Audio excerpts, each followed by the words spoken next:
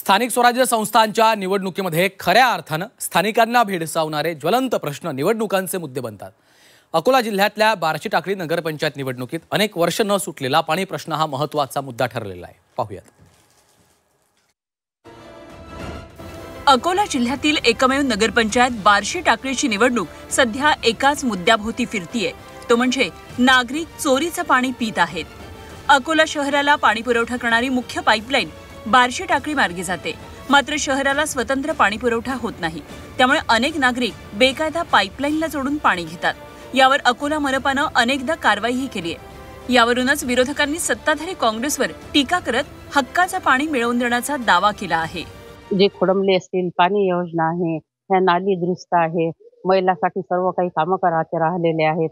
पाणी पुरवठ्यामध्ये जे अवैध पाईपलाईन आलेली आहे ते मी हे करणार आहे आणि आरोग्याच्या बाबतीत ज्या समस्या आहेत ते मी पूर्णपणे सोडवणार आहे। येथील नागरिक हे चोरीचे पाणी पित आहे, त्यांना मला हक्काचं पाणी मिळवून द्यायचं आहे।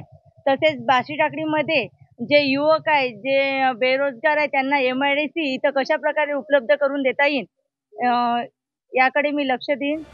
बार्शी टाकळी नगरपंचायत अजूनही मूलभूत सुविधांपासून वंचित आहे। ग्रामीण रुग्णालय आहे पण ICUची व्यवस्था नाही। MIDC नसल्यानं बेरोजगारीचा प्रश्न आहे, त्यात पाणी टंचाईचा प्रश्न महिला नगराध्यक्ष सोडवणार का हे आता पाहायचंय। झी मीडियासाठी जयेश जगड, अकोला।